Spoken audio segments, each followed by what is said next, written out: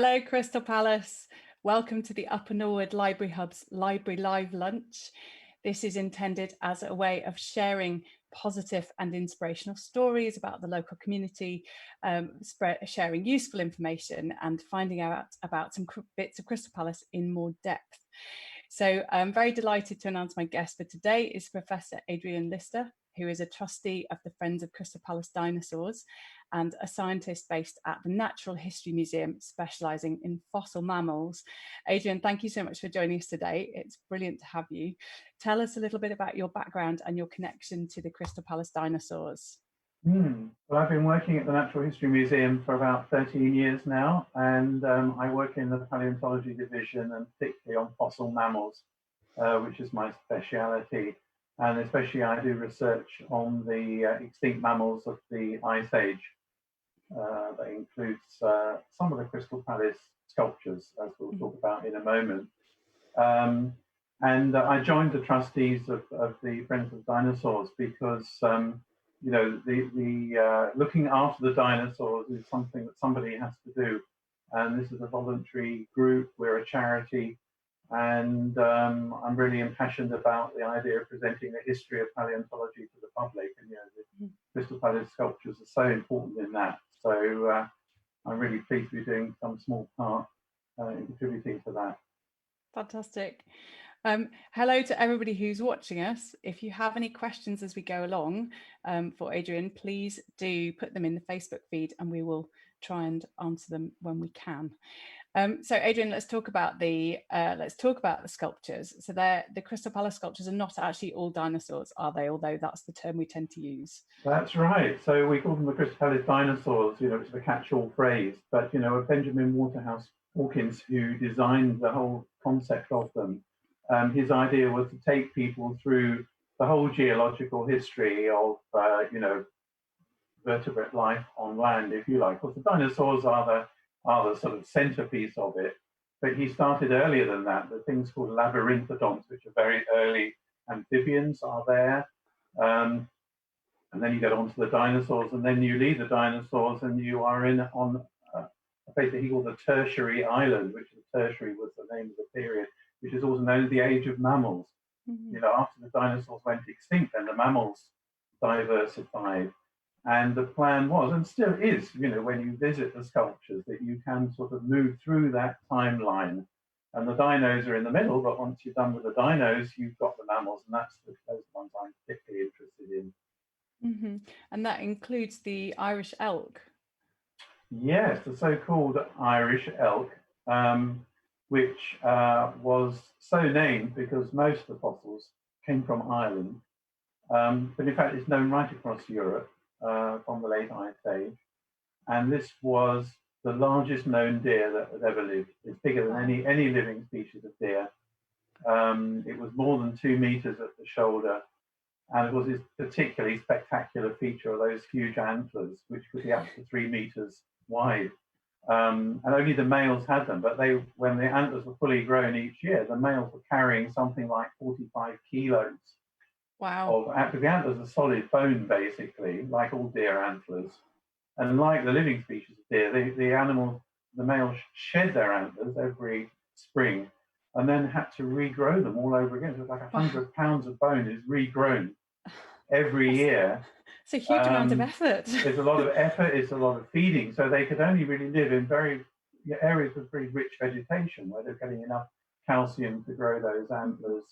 And wow. we believe they were used in fighting between males, but probably mostly for display purposes. When males are trying to establish, who's the dominant individual, then that's basically what the antlers were for. Wow. and when and how, why did they go extinct? Well, that's an interesting question. That's something that we've been researching at the museum, actually, and we researched that by radiocarbon dating lots of fossils of the animal to find out what the sort of last known record is. And we found that in Ireland, where most of the fossils came from, the animal died out about 12,000 years ago, which we know was a sort of very cold snap just towards the end of the last ice age, when the vegetation probably became very, very reduced. and there just wasn't enough of the animals to eat, and they died out there.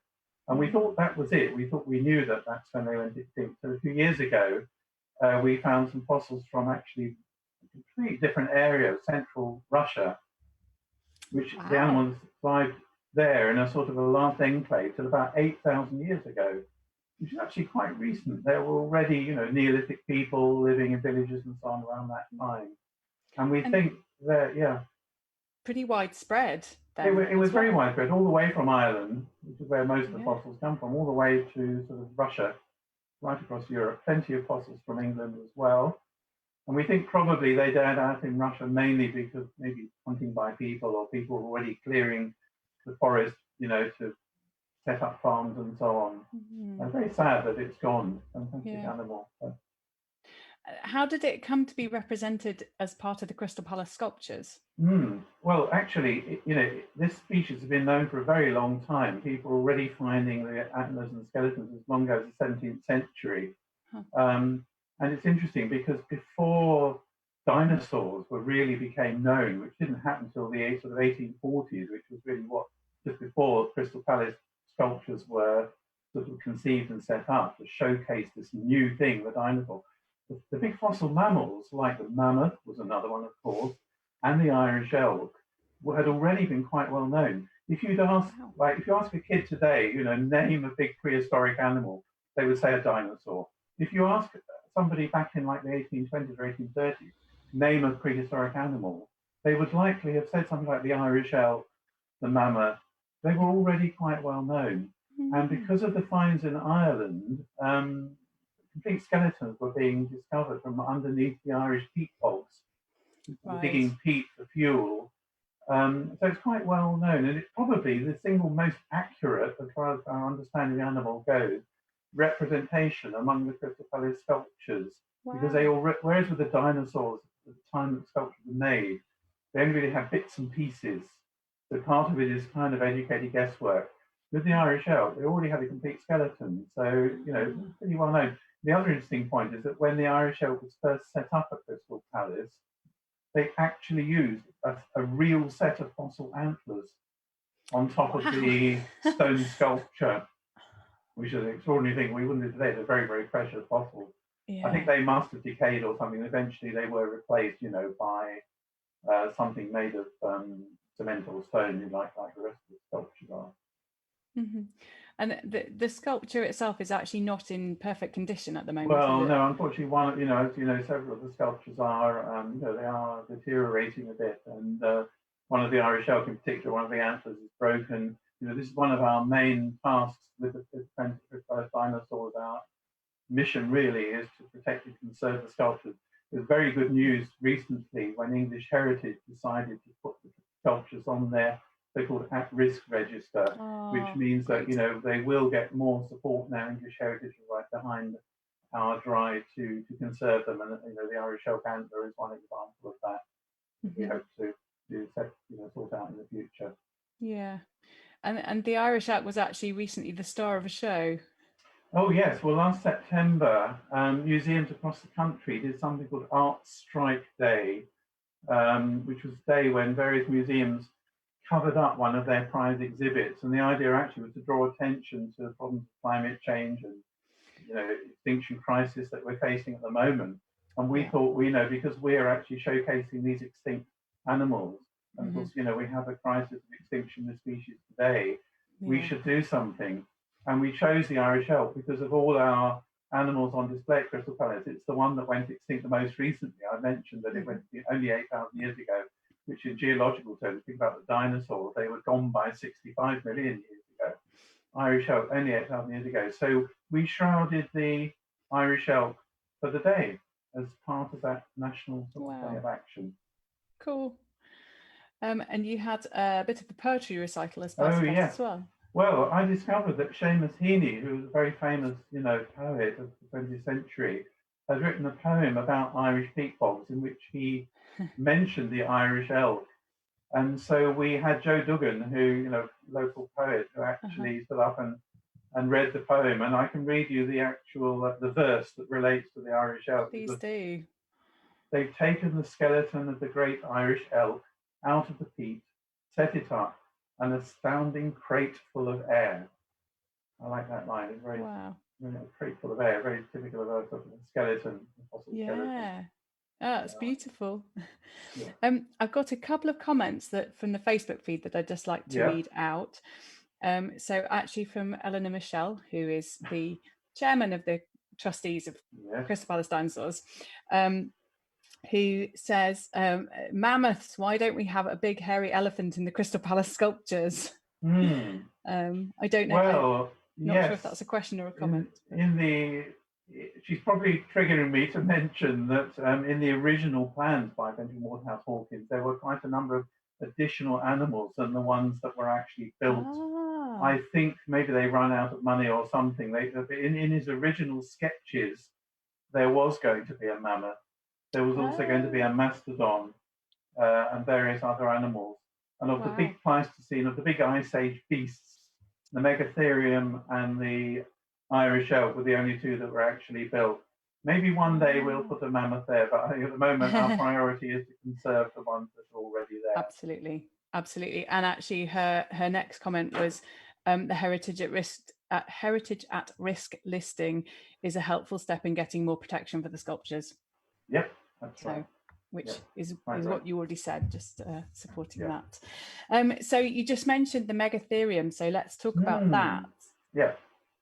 So this comes from a completely different context, because Megatherium is actually was a South American Ice Age animal. So you might have wondered, how did it end up at Crystal Palace? Well, in the 1830s, an almost complete skeleton of Megatherium was dug up in Argentina and was actually acquired by the British ambassador to Argentina, and he sent it back to London.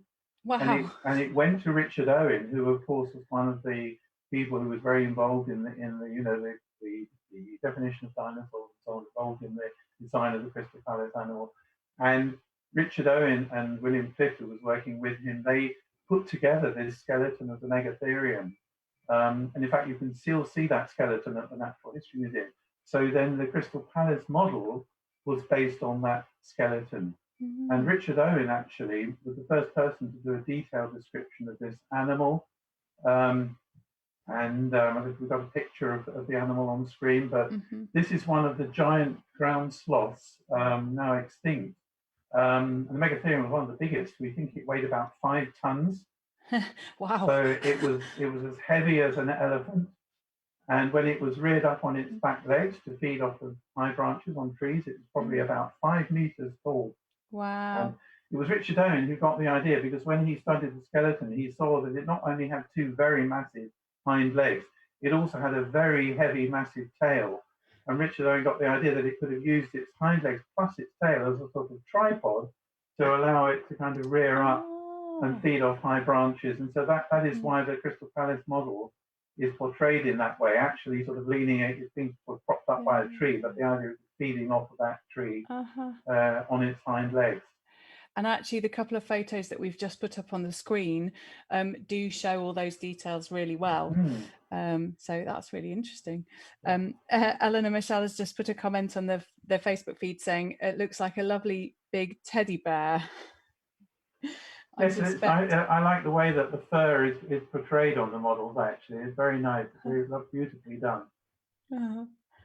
It's not, I seem to remember it's not that easy to see it close to, is it? Right. No, there's a lot of vegetation around it. You have to sort of peek through the hedges to see it. It's best seen in the winter, when we can get back there, of course.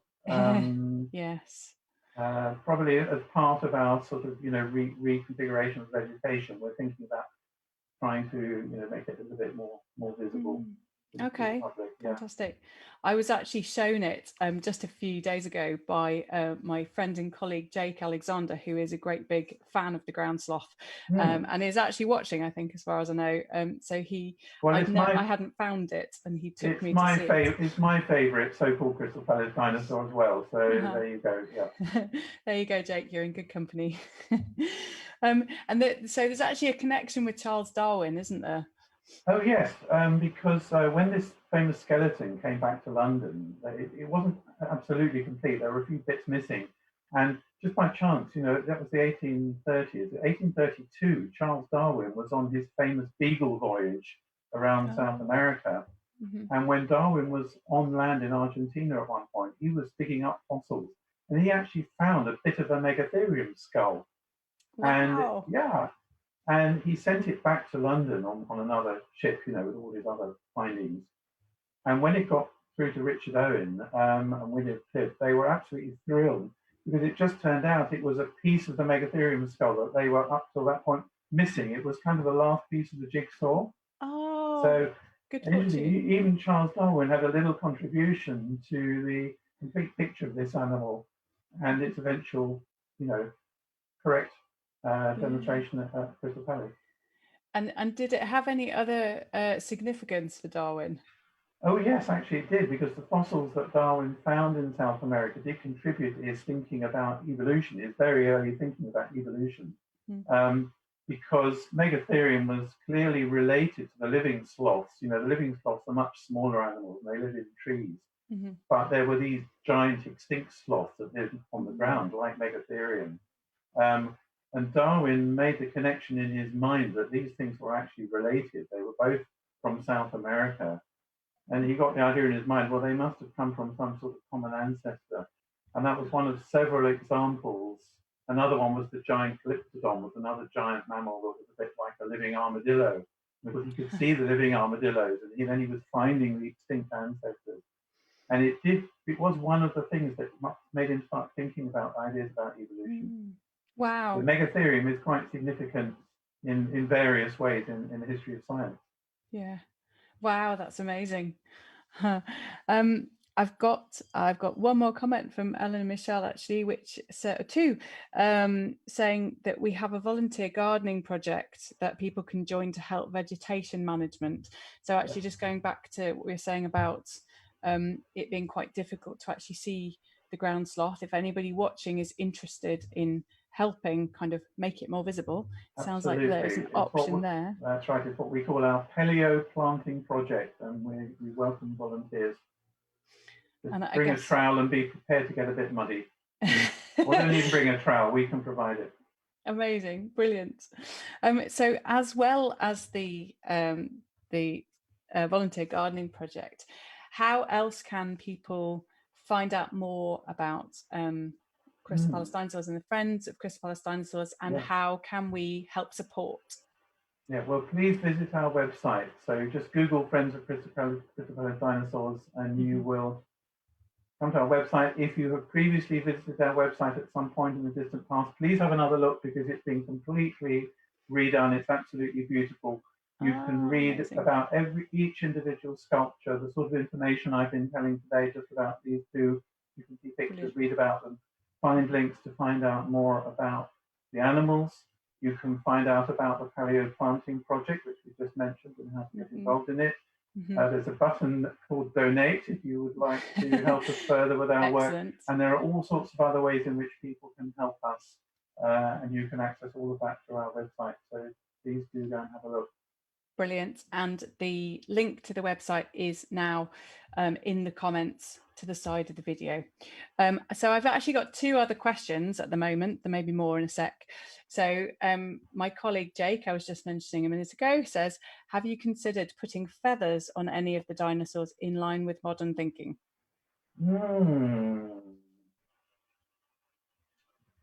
Yes, I'm not sure that whether any of the ones that we've got on display are the ones that are considered to be feathered.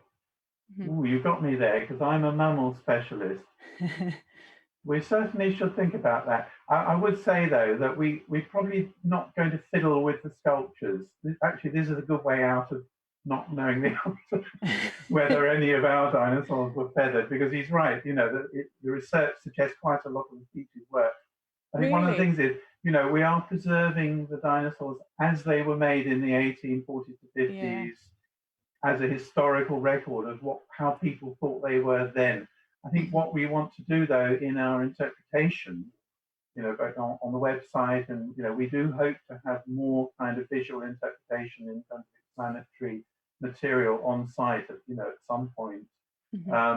where we sort of bring the story up to date, and we do talk about what they look like now. But we're not going to sort of fiddle with the actual sculptures because we want to keep them as a historical record. Yeah, I guess it's an interesting balance, isn't it? Because they have the connection to different to history, but also to science, and how you manage those two quite different things. Absolutely right, and that's why they're so important and so interesting, really. Fantastic.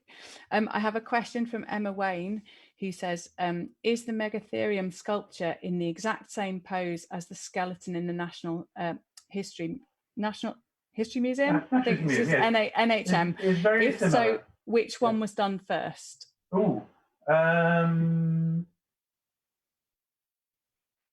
They put it up because the Natural History Museum, as we know and love it in South Kensington, didn't exist for another 40 odd years.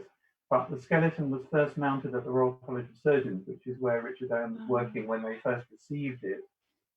And I know it was certainly up by about 1840 odd. I think the skeleton probably came first. Okay. Yes, I think the skeleton was mounted first, and then the sculptures, of course, were a few years after that when the exhibition first opened. I think is the correct answer. Yeah. If cool, I'm wrong, thank you. I'm willing to be corrected, but I believe that would be the correct answer. Yeah. And the posture is very similar, actually. Okay. Yeah. Okay. Interesting.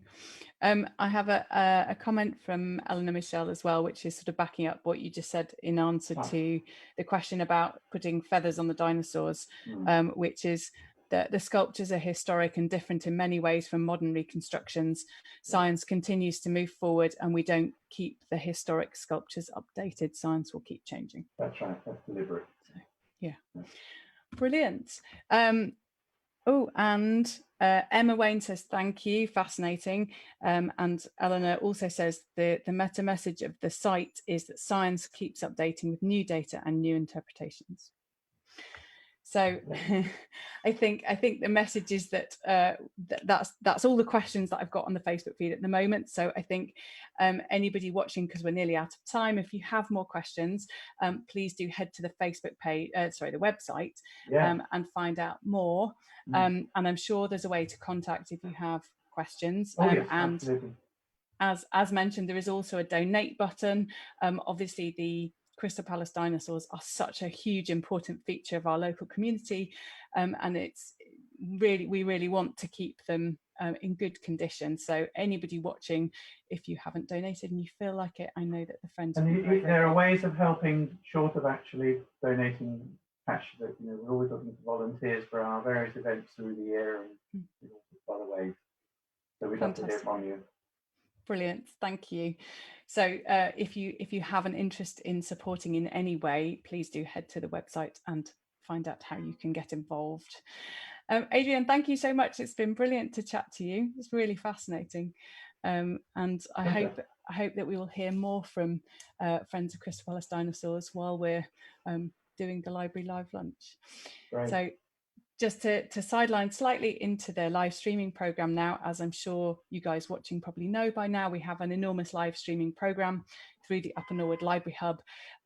We've basically put as much as we can online because the venue is now shut. So there is as much of our usual events, classes and so on as possible have gone online, plus a load of extra stuff like the Edible Garden that is tomorrow at 1 o'clock, like cross stitch with Alice and all sorts of interesting things, meditation in the morning, mindfulness, we have yoga, we have singing classes, we have live music, we have children's stories. If there's something you'd like that's not there, please give us a shout and we'll see what we can do. And two specific things that are coming up, we have Talkioki on Wednesday at 2 o'clock. This is a chat show that anybody can just jump in and get involved with, so please do tune in and join the conversation. And Rin is doing live stream 101 at 1 p.m. today. So if you're interested in learning how to live stream, do tune into that and find out. And then finally from me, just to say, we mentioned Joe Dugan earlier. He was the local poet who performed the Seamus Heaney poem as part of the Dinosaur show. And he is going to be talking to us tomorrow on the Library Live Lunch about an exciting update from the Library of Things. So please do tune in tomorrow and hear what that development is. So that's all from me for today. Adrian, thank you so much. It's been lovely to chat to you. Enjoy the sunshine, everybody. Stay safe. We'll see you soon. Bye-bye.